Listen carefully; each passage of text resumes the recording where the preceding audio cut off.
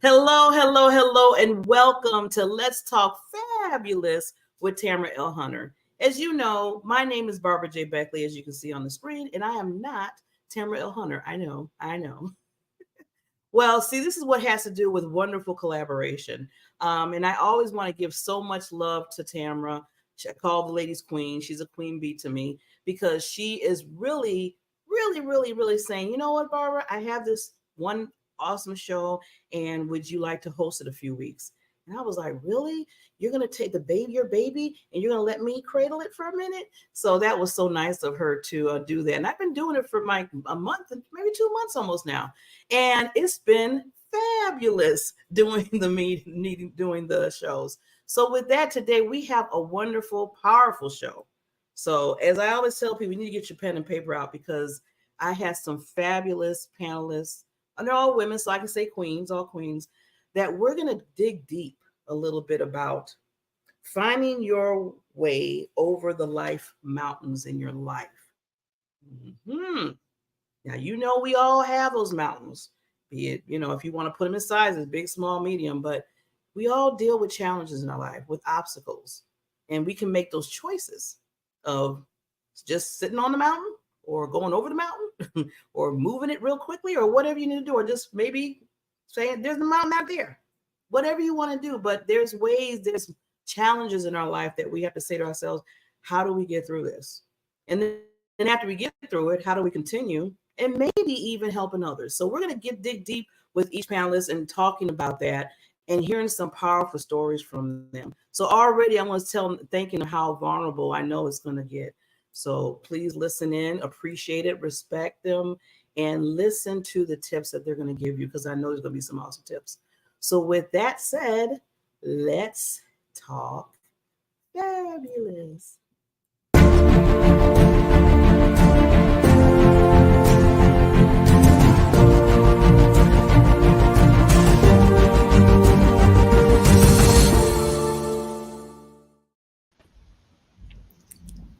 It's magic. Okay. Hello, ladies. Uh-oh. I hear echo. Hopefully it's not me. Hi, everybody's doing. I want to first say, before we even start getting the little introductions here, thank you for answering the call. Some of you I know very well for a long time. Some I'm just meeting you, and I feel like I've been knowing each other for a while. So it's good to have that in the room. With that said, I want to get everybody knowing who these wonderful queens, because you're looking at their face, you're like, okay, Barbara, who are they? I want to know. So we're going to start off. Let's put myself in the little, I think they call it the mush pot. It's a weird name. I don't know why, because there's really no mush. It's just you're in the middle. So you be it as may. But we're going to start working through our panelists. They're going to introduce themselves, tell just a little 30 seconds about them, and then we'll jump right into the topic today, because I know it's going to be powerful. So let's start with Angela and go from there. Hello, everybody. Thank you so much for having me here. So I'm Angela Irwin. I'm originally from the U.S. I've been living in France for the last 13 years. I am a confidence coach. So I help women step into their full confidence so they can achieve their full potential. Awesome. Next, the first Sara here. Uh-oh, she's on mute. We want to hear your voice, lady. Okay, we're still on mute. I can go to the next Sara and you can work it. Okay, Sara, while you're working on it, I'm going to the other Sara real quick. Hello, everyone. I'm Sara Terry. I live in Utah, and I am a speaker, a coach, and a speaker coach for women. And I am so excited for this opportunity to be here. And I'm so excited you're here. Okay, next, Miss Wendi. Hi, I'm Wendi Matthews-Ortiz, and I live in Texas. And I am a private jet aviation broker, speaker, author, and purpose coach. Amazing. Thank you, Wendi. And then Mrs. LaWanna. Hello, everyone, and thank you for having me, Barbara. I am LaWanna Bradford, coming at you from Atlanta, Georgia, and I am the connector and a knowledge broker. So what this means is I help business owners and entrepreneurs elevate their game by adding dollars and zeros to their bottom line, as well as being able to navigate through the chaos, find opportunities, and to create stepping stones from stumbling blocks. Amazing. Thank you, Miss LaWanna. We're going to see, I think Sarah's back. We'll see if she could. I think she's off mute now. Hi, can you hear me? Yes. Hi, thank you so much for having me, Queen Barbara, and hello to my fellow panelists. I am Sara Sutherland, author, speaker, and kitchen coach. I help people go from chaotic and overwhelmed in the kitchen to connected, confident, and joyful in the kitchen and beyond. I've been speaking for about 3 years, and I know Barbara through a wonderful group, Wendi as well, and it's such a privilege, pleasure, and joy to be here. By the way, I have paralyzed vocal cords, so this is my normal voice. I'm not sick, but I'll probably be talking about why I have paralyzed vocal cords later on. So thank you for having me. Thank you, Queen. Yes, powerful message, powerful message. So with that, we're going to, before we start this wonderful conversation about moving the mountains, the obstacles, and then after that, being resilient in it, and then trying to figure out how did you continue to move on, right? And all of you ladies on this panel, as I'm seeing your wonderful faces and what you do, you did it. You found a way. You made a way. You made a choice. So that's what we're going to be talking about. But before we get into that, we got to do some tips of what's going on in the world right now. So there's one thing is there's a season here. There's a different season. I know it's not summertime no more because it's getting a little bit cooler out there. So I think autumn is around, right? We got autumn coming up. So let's give some purpose to autumn, and then we'll be right back.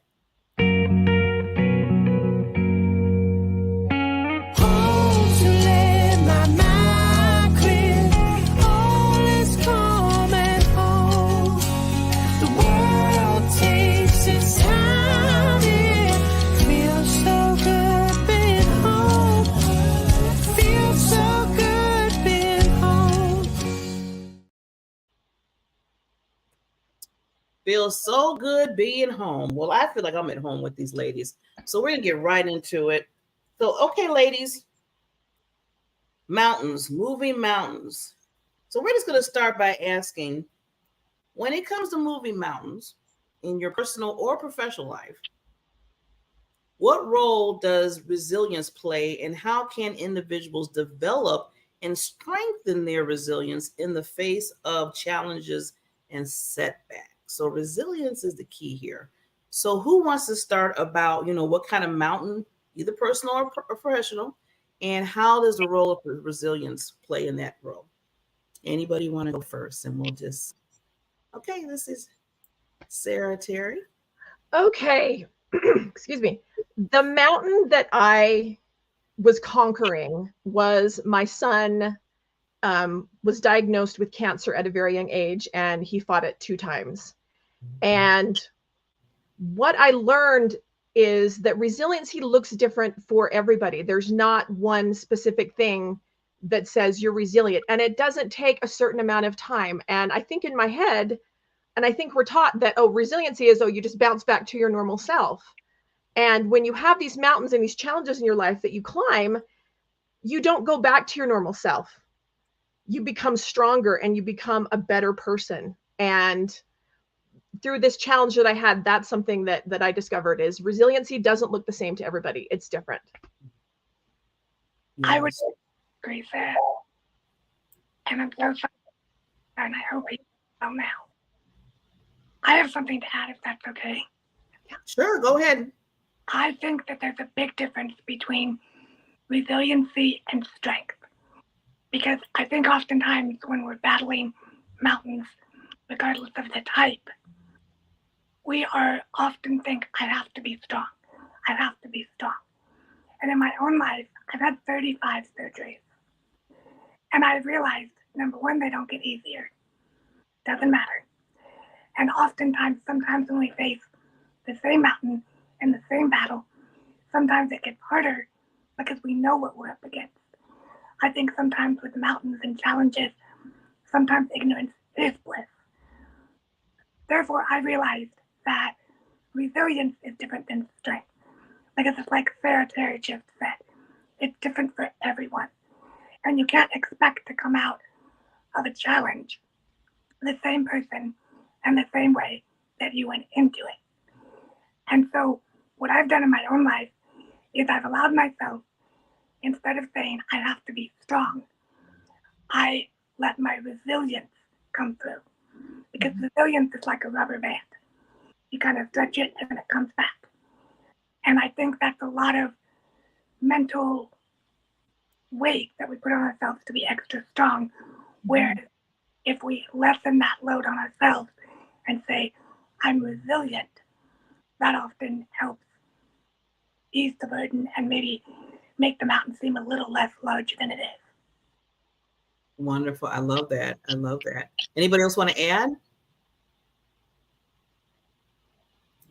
LaWanna? Oh, you're on mute, LaWanna. Unmute myself. I do see resilient as having an element of strength in it. And I see it as being able to go through whatever journey, whatever test or trial, and that you may be squeezed, pressed, but you're not broken. You're not damaged in the journey, but through that you go from glory to glory, strength to strength. I think it's through our trials and tribulations that we understand what really is in us, the greatness that's within us, the inherent strength that is in us from the time we were born until the time we leave this earth.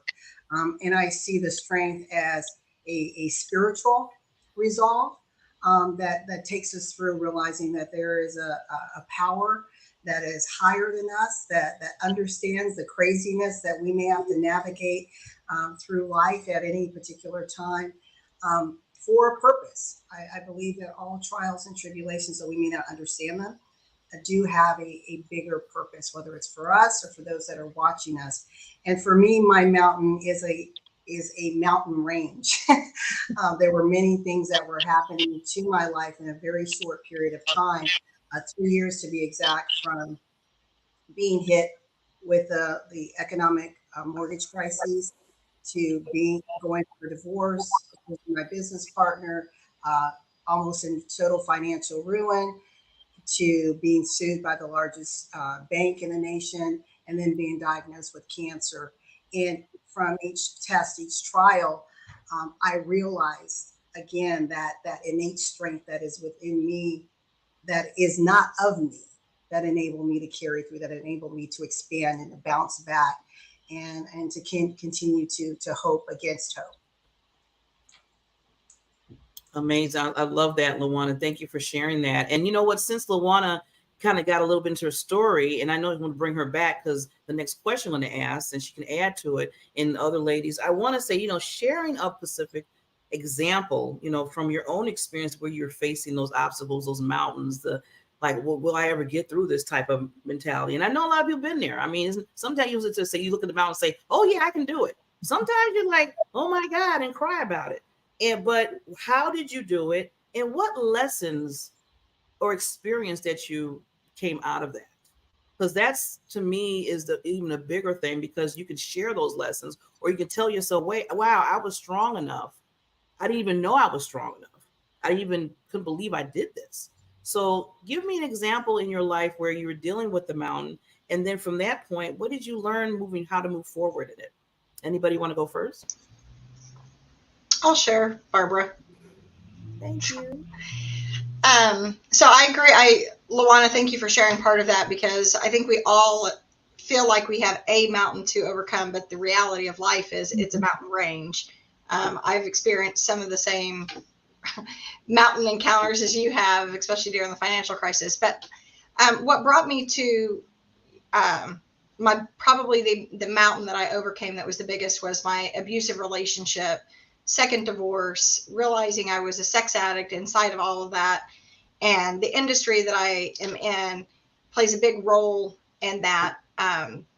I'm in the private jet aviation, and aviation is kind of a party scene for the most part. And I've been in there for 25 years. And I think for me, part of what helped me overcome all of that, the resilience of that, is realizing that I had to take accountability for my actions. It didn't matter what everyone else was doing around me. I could point the finger and point the blame, but to realize that I was out of integrity. And what did integrity mean? I mean, I know we're not talking about that word, but a lot of people don't understand what integrity is. And we don't realize that when we're in a group setting and we have a team setting, that if I'm out of integrity, it puts everyone around me out of integrity too. They just kind of fall into this ditch that we dig for ourselves. They just kind of, we drag them down with us. So when I started realizing that I needed to be accountable, I needed to have integrity in my own life, professionally and personally, whatever that looked like at the time, whatever obstacle I was encountering, the obstacles or the mountains got smaller versus bigger. Because once I realized my role in that and to take the responsibility, and in anything, there's always two sides to every story. And then there's the truth, right?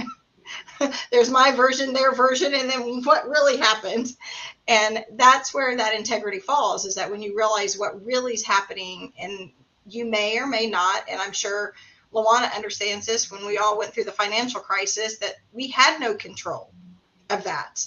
There was nothing. We did all the things. I know I personally did all the things I could do, and it was always really out of my control. And I just had to learn to ride that wave, and get to the end of it so that I could recover from the damage that was done. So resilience for me includes strength and power and integrity, which I think encompasses kind of all of those things. Thank you. Thank you, Wendi. I'm glad you brought that up. I wanted to ask maybe Angela if she wanted to share one of her stories and some things that she received from getting through her mountains and obstacles. Yeah, absolutely. So I think as you asked, one of the learnings that I've had going through various challenges is things don't happen to you, they happen for you. And that's something that I've really come to embrace. And the things that we go through take us, not only form our own personalities, but take us to places that we wouldn't have expected to get to. Mine are two mountains are sort of related to each other in personal and business. But just after I turned 40, I was laid off, made redundant from my job, and decided to go through a complete career change, and went from a 15-year corporate career and marketing and clinical education, and was doing a training to become a life coach. And about 6 months into that year-long certification program, I couldn't even recognize myself. I didn't know what was going on. Long story short, I discovered that I was in depression for the first time in my life, and was really not embracing that at all. But when I did get support, and we talk about, being vulnerable, the importance of being vulnerable is just absolutely amazing, because I had been someone who had always had the MO of just push forward, don't let anyone actually know how you're feeling, that sort of thing. But when I was actually vulnerable with other people, the amount of amazing information that was shared back with me, people were willing to be open back. But as I got some support through some therapies, through some coaching, what I realized that depression went all the way back to my childhood, where I lost my hearing. So I was born with normal hearing, but over the course of 15 years, I slowly lost my hearing, went completely deaf. Now I hear with cochlear implants. But that depression generations later, or decades later, I should say, was all stemming from the shame that I felt losing my hearing, which sounds crazy because it wasn't something that was in my control, but I felt just absolute shame, embarrassment, wanted to hide it, didn't ever want to talk about it, all of those things. And, in my 40s, having to work through all of that, I learned so many lessons. I didn't know we could change the way we feel about ourselves. That's how I got into confidence coaching. I thought confidence was something you had or you didn't have, and I didn't have it. I was stuck in that shame and embarrassment and all those things of losing my hearing. And then when I discovered that this was something that you could actually change, I was so excited because I'm like, this is something that I can do. This is how I can help other people. And, and so you go from shame to finding purpose has been absolutely incredible for me. So it's like, I don't want anyone to ever feel as badly about themselves as I felt about myself.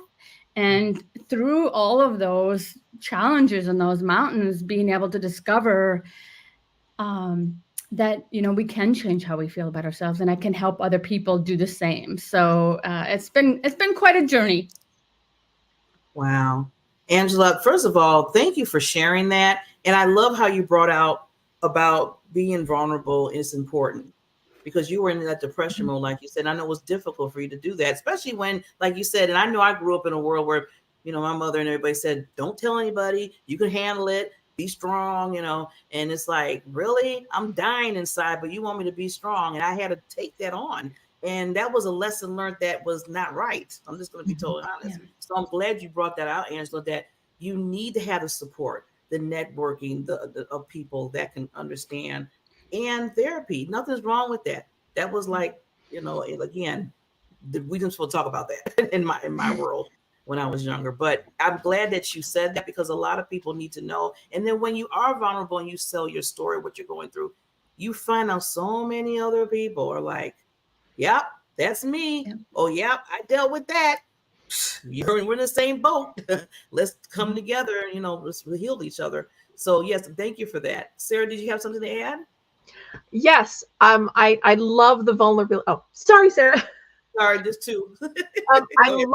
I love what you said about the vulnerability. When I was trying to tackle my mountain, I felt like I had to be there for my child. My child was sick. I had to take it all upon myself. And after a while, it started to affect me mentally, and my mental health started to be affected severely. But I felt like I had to hide it. I had to put on these masks of, I'm fine, everything's fine. Oh, I'm great. Yeah, my son's in the hospital, but I'm fine. We're doing fine. And after a while, you can only do that for so long before those masks start to crumble. And I got to the point where I felt so bad. I had taken his cancer upon me, like somehow I had caused it, which is an error in thinking. But I got to the point where I didn't want to live anymore. I felt like my family and my husband would be better without me. And that's such a dark place to be in. Mm-hmm. And I realized it's okay when you're tackling this mountain to just sit down for a minute and say, I'm okay right where I'm at. I don't need to move. I'm just going to sit here and take a little rest. And that helped me so much to know, okay, it's okay to not be okay. And to let people know that, and to get the help from the people around you, and to just take that time for you to rest so you can get back up and pick up that shovel. Or for me, I felt like it was a spoon digging through that mountain and seeing it to the other side. Amazing, amazing. Sara, I know, Sara, if you wanted to add something. Yeah, you're on mute, lady. Yes, still on mute. Okay. I know technology could be just our wonderful friend here.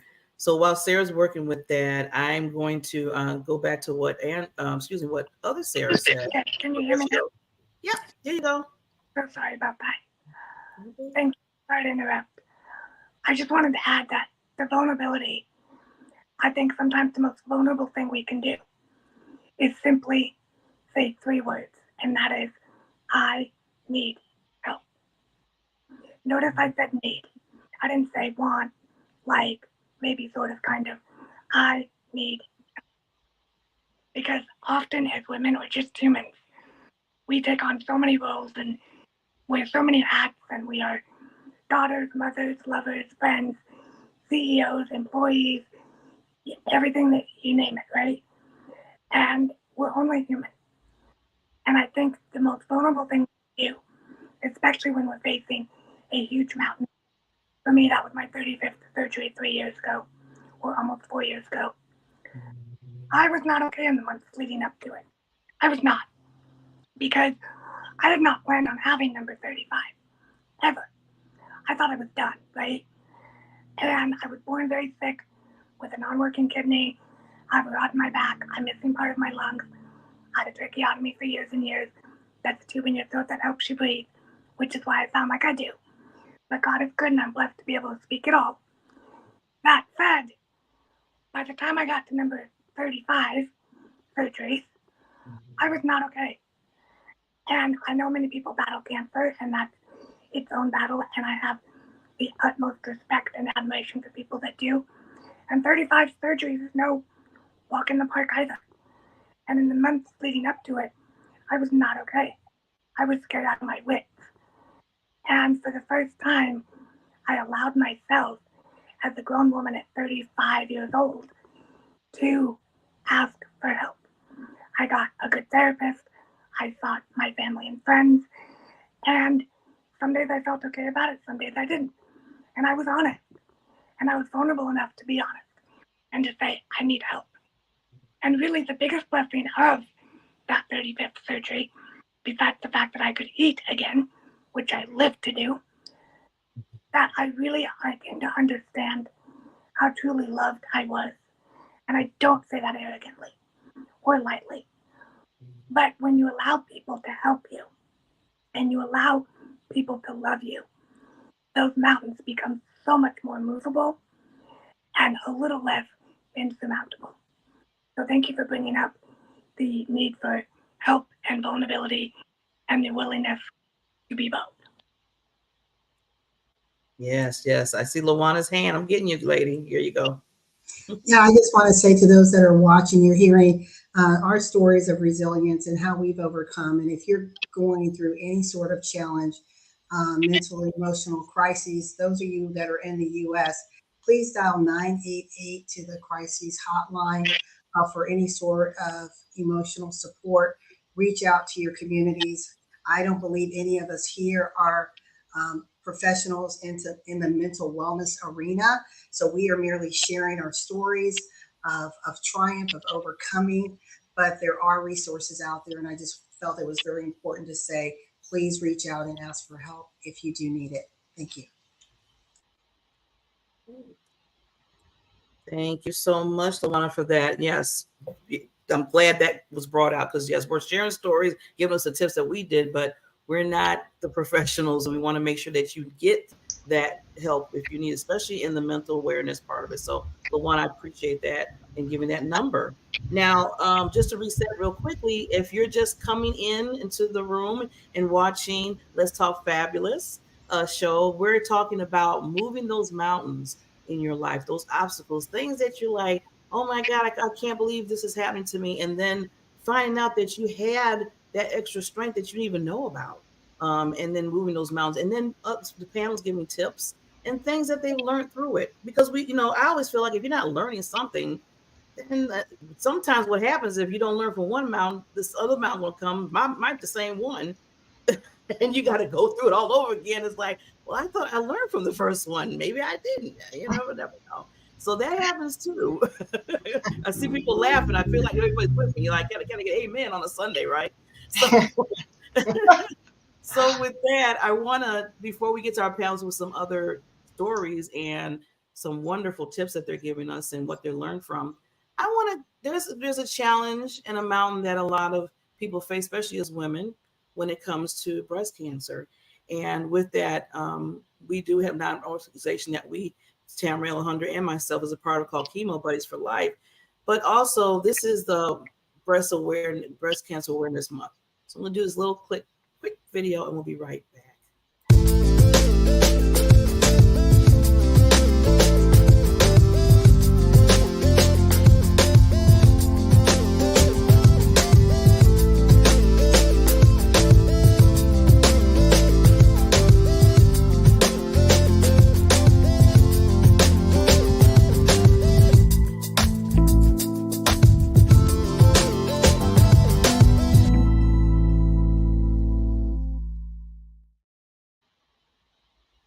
Get ready. Yeah. So I know people, there's been challenges from everybody. I mean, I didn't deal with breast cancer, but I had another uterus cancer. So I understand the journey of that. So we just want to just, I just wanted to show the love out there for ladies and men, because men can get breast cancer too. Just let everybody know that, that, you're not alone. And this is, we always tell people, because we have a safe private group called the Chemo Buddies for Life. There's to let everybody know that we're here for you. We were talking about earlier about support and network support. Well, that is an example of that, getting through those mountains as you're going through the journey. Now, saying that, I'm going to go right into with the panelists speaking about the journey. So a lot of times moving those mountains is just not like this. It's like you see a mountain, boom, it's gone. Yay. No, it don't work that way. Sometimes you're going through weeks, months, maybe years. So I want to hear from the panelists that, how do you like going through that struggle and staying on your purpose and staying focused as you're dealing with that? So I want to see if anybody can tie into that and give some thoughts on it. I'll share. Okay. I think that it's hard, because when you start to go through the mountain, I mean, I know that my sex addiction really became apparent what it was several years ago, but the reality of me dealing with it didn't happen until Barbara and Sarah, 2 or 3 years ago, when I met you guys in the Speakers Club. I knew I had it, but I wasn't vulnerable, open about it, because there's that, what Angela was talking about, there's shame around that. Because it's something, in the process of dealing with it, that I realized started when I was 12 years old. And you guys are all going, oh, wow, like 12, sex. Well, sex addiction isn't about the act of sex. It's about the conversation or the curiosity or, all the things that come around what sex is. And so I'm 53 now. I'm proud of that.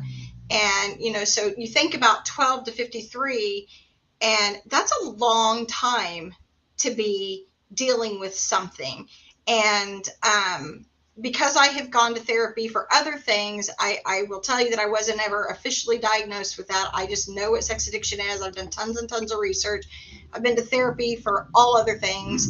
I've tried to kill myself multiple times throughout my life because of that addiction, and the shame that came with that. And it's funny, I said I was a purpose coach, but really what that boils down to is coaches and therapists are very different. And I want you to know that there's a purpose and a time and a place for both of those. So LaWanna, thank you for bringing up that phone number. I didn't even know that number. So now I have it in my toolbox, and I appreciate that. But, from the coach's perspective, and I think we can all say this, is that we're willingness to talk about it and to share different tools, but we are never not going to guide you to a therapist if that's where you need to be. And it's important for people to know that you have to step into it. You have to be willing to say the words, like Sarah said, I need help. Well, sometimes it's, I am a sex addict. I am an alcoholic. I have cancer.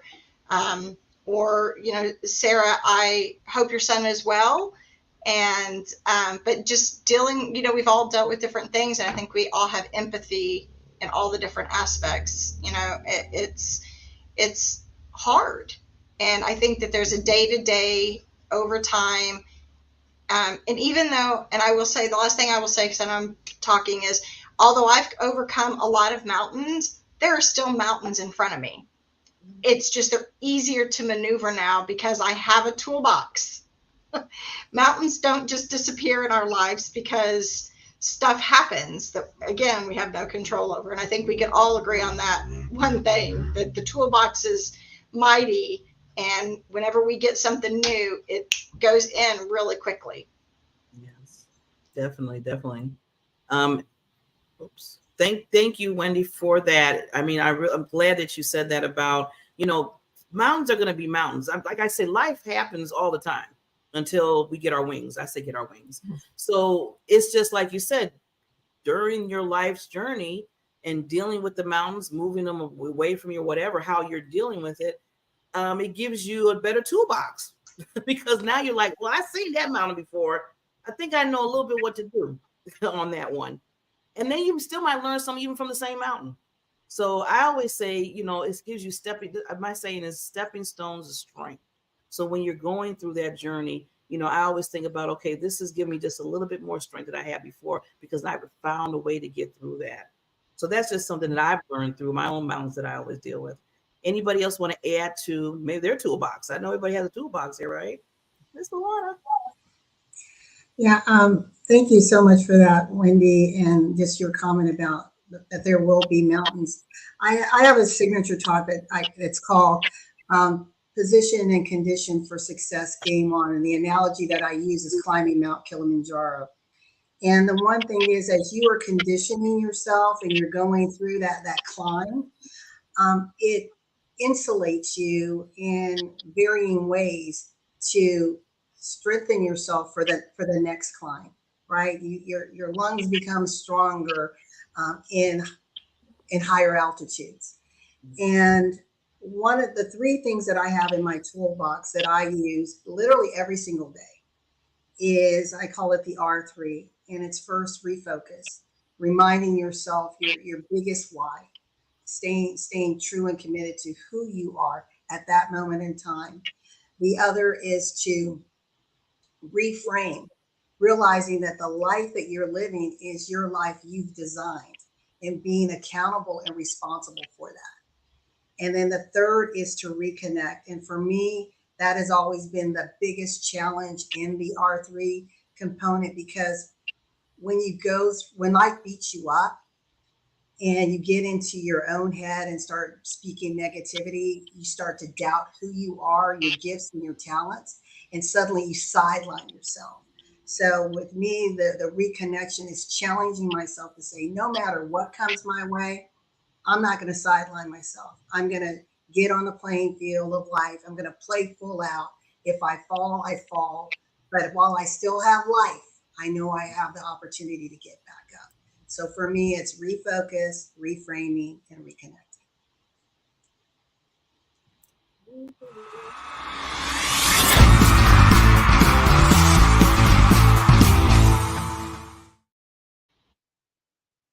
That was a mic drop. Love it, love it. Thank you so much, LaWanna, for sharing your tools.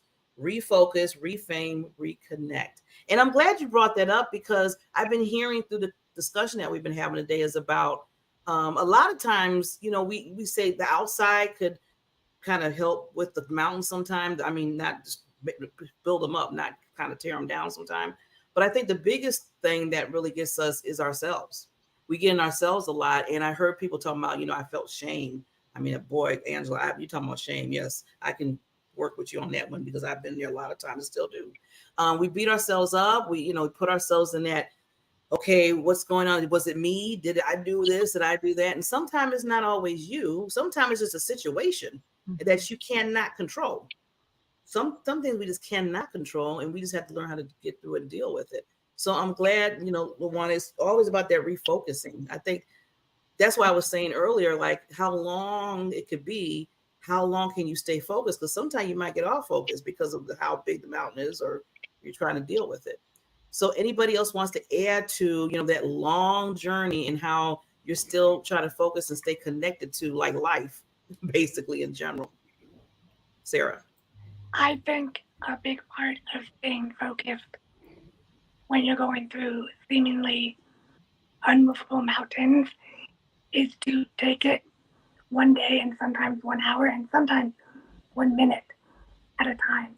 And I don't necessarily mean be present, because it's really hard, especially when you're going through a major challenge, because our minds are going to go, what about this? What about this? And oh my God, da da da. But something that I love about still being a chronically ill person is that it's giving me the tool of being able to focus on the everyday joy of every day, even through a ton of horrible, awful, mountains so tall that I can't even see the top of them, right? And so things like being able to hold this tumbler, being able to feel me take a sip of water, being able to hold a pen when I go up a step, knowing that, hey, I can climb this step literally at that moment. Like I can lift my leg and step up, and then I can lift the other one. Or if we're doing dishes, which, you know, are the bane of adulthood, if you ladies know, you understand, feeling the water on your hands, feeling the slipperiness of the soap, walking out your door and seeing a particular cloud, or literally stopping to smell the roses or the flowers. Because if we can find those little moments of joy and peace to be grateful for throughout the day, even when it's so dang hard, with a whole mountain range right in front of us, then that makes the tread and the climb a little easier and a little more joyful. And so I would say that's been my biggest tool. Also, real quick, is that I'm a woman of faith. Now, faith can be anything. I'm not here to spout religion or any form of spirituality. By faith, I mean something bigger than you. Because when you can believe, no matter what, in something bigger than you, then that mountain and that day-to-dayness of it is doable. Yes, yes, yes.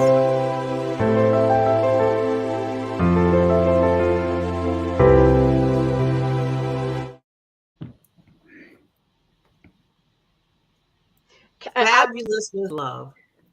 Who wanted to add? I heard somebody say. It was me. There you go. I love what you said, Sarah. I did something very, very similar. I think finding the joy in your daily life when you're facing something that just seems insurmountable is so important, that I got to the point where every day I would say, okay, today I'm going to find the joy.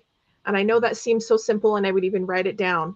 Okay, today, what am I going to find that makes me find joy? Whether that's, like Sarah said, going outside and seeing, you know, the beautiful cloud, being able to go outside and, you know, feeling the, you know, the breeze, being able to get, you know, a Diet Coke and just sit and relax for a minute and, you know, just sit next to my son. All those things are so important when you can find a way to see that there is joy in every day, even when you're facing something that's really hard and really dark and you just want to curl up in your blanket fort and stay there forever. There's always something, if you look hard enough, that you can find that can bring you joy.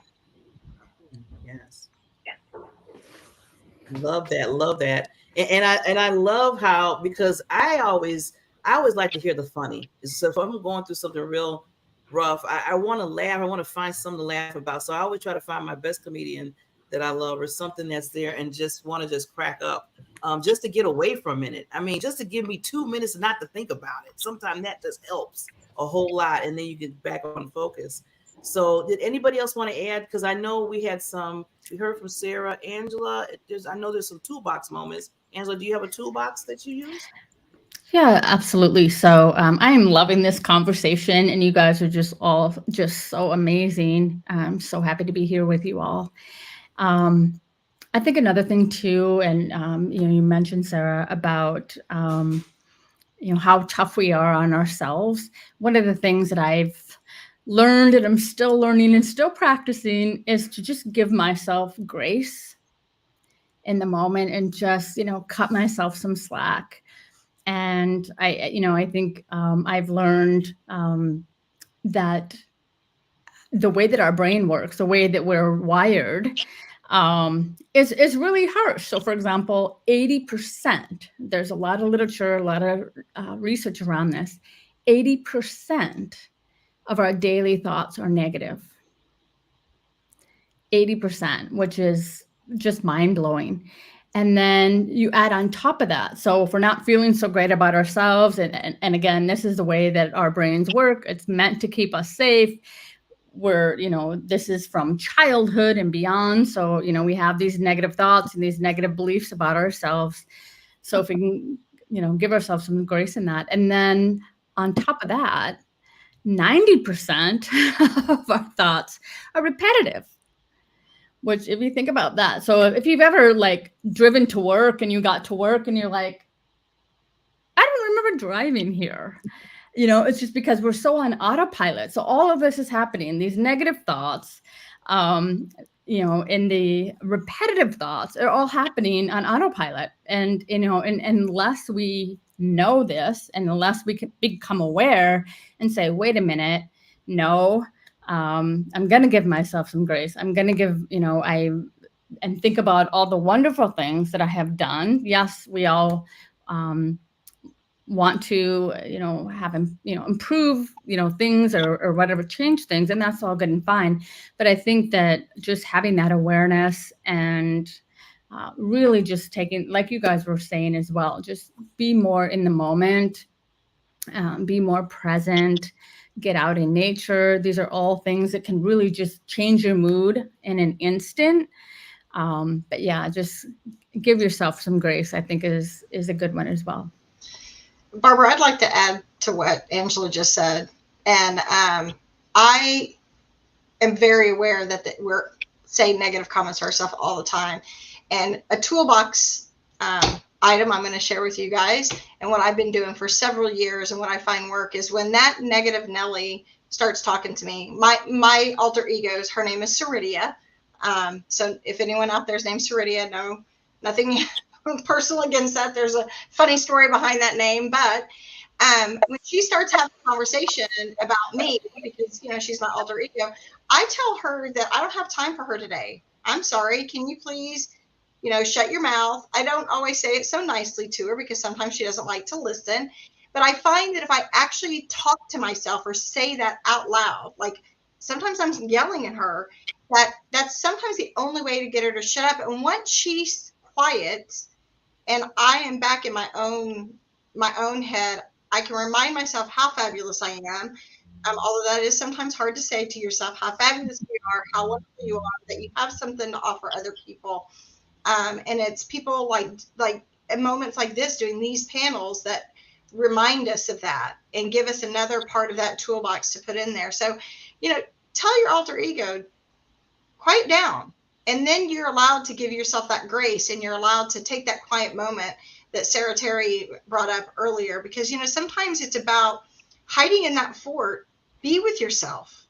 Even if it's a couple of minutes, just allow yourself to be with yourself. And whether that's, if you have to go and yell and scream, I know sometimes I'll go outside or go in my pool and I'll scream underwater because you just need to, or I'll laugh, like Barbara said, find something that makes me laugh, cry.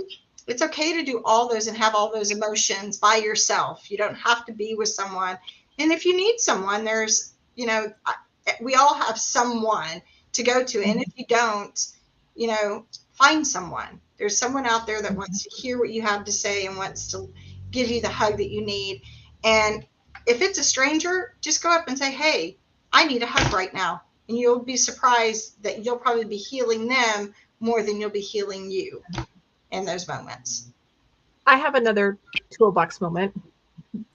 Wendi, I love what you said, how important it is to just find somebody. There's a tool that I started using that sometimes isn't so easy, because when we're going through a challenging time, all our focus is on us, inward, like me, I'm going through all this. This is so hard, or whatever it is. And so I started turning it outward. And what can I do for somebody else?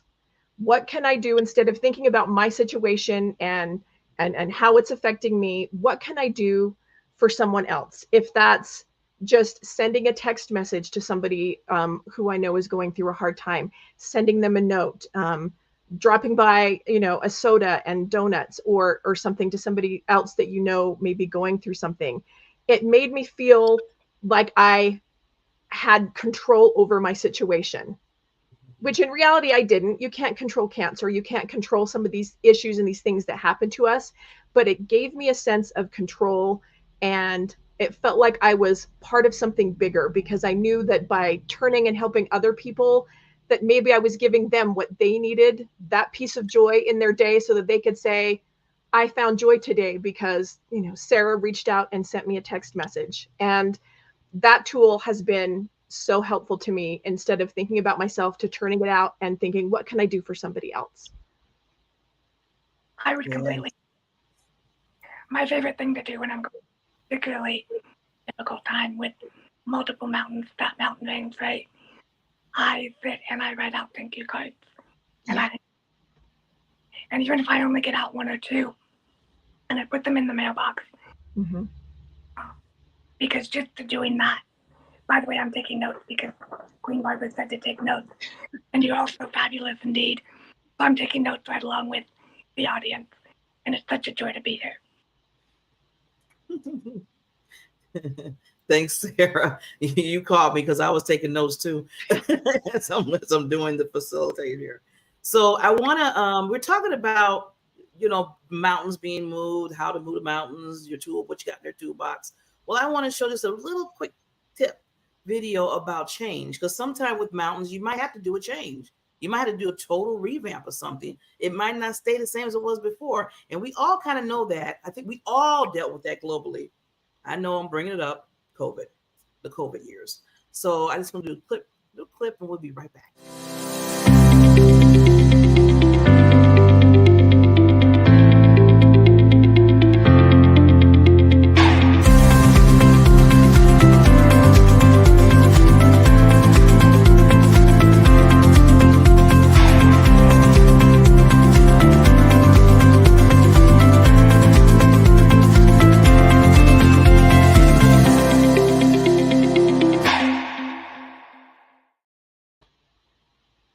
As the video said, you got this.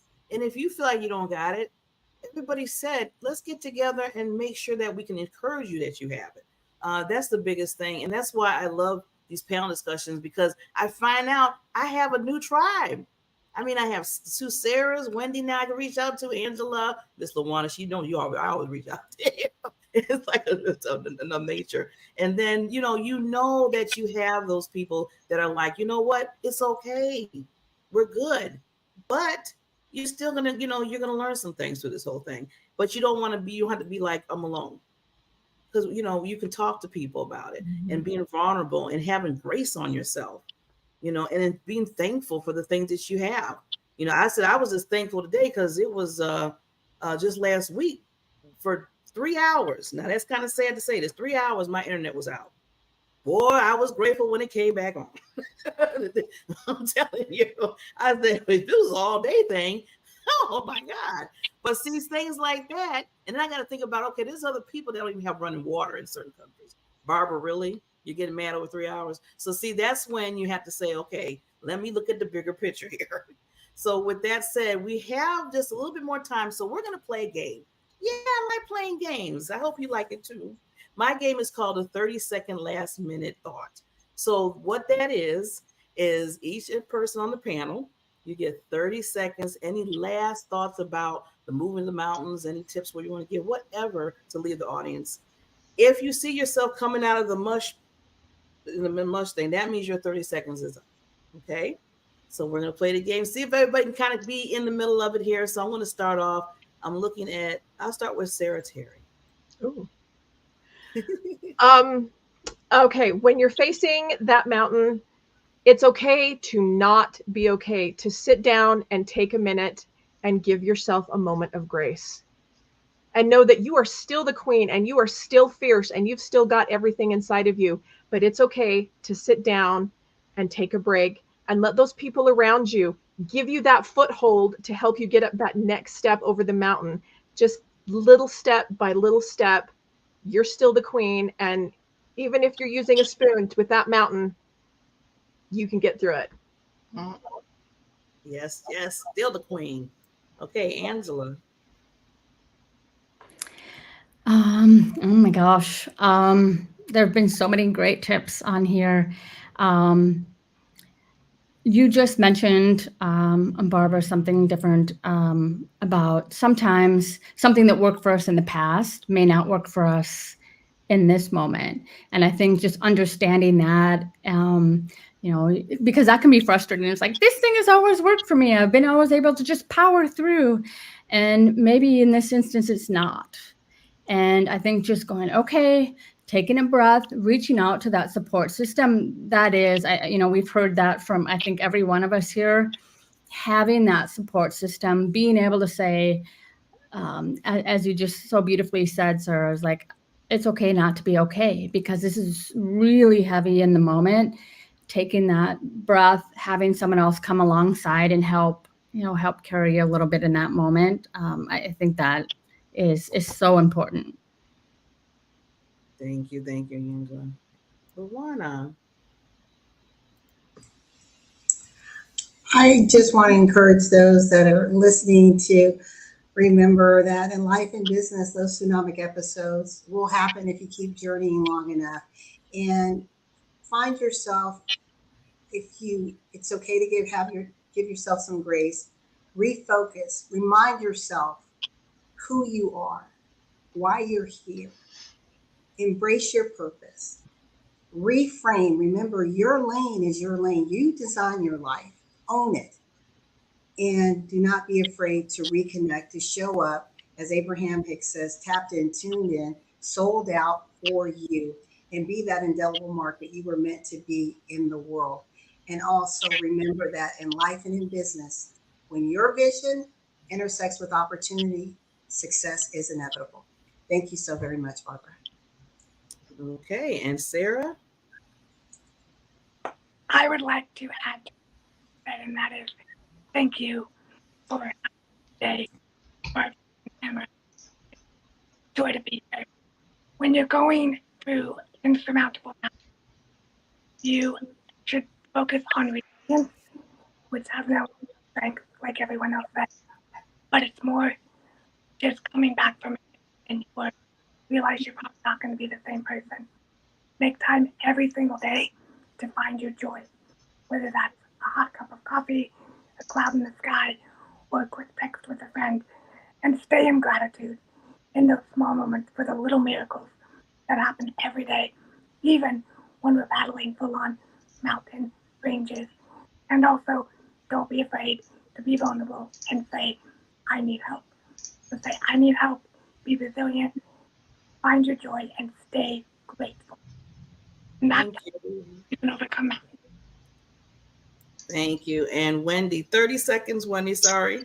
That's okay. I just remember that part of the healing is letting people ask those crazy questions about whatever mountain you just climbed up and you're on your way back down. I know some obstacles are a lot more, have crazier questions. I mean, you can imagine some of the questions I've gotten around sex addiction.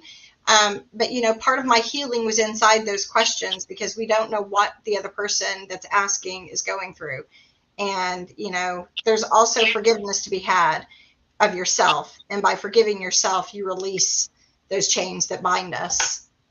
So remember, forgiveness is for yourself, not for the other people that are involved. Awesome. Well, ladies, thank you so much. It's been a pleasure to be with you this afternoon. You gave so many golden nuggets. I thank you all, queens. Keep being resilient. Keep moving those mountains in life, and know that you're not alone. Everybody, the audience, hope you wrote the notes down. See you next Sunday. Bye. I want to say thank you for joining us today and welcome you back next Sunday as we once again are joined by a panel of subject matter experts that will explore and focus in on our fabulous lives. Until next Sunday.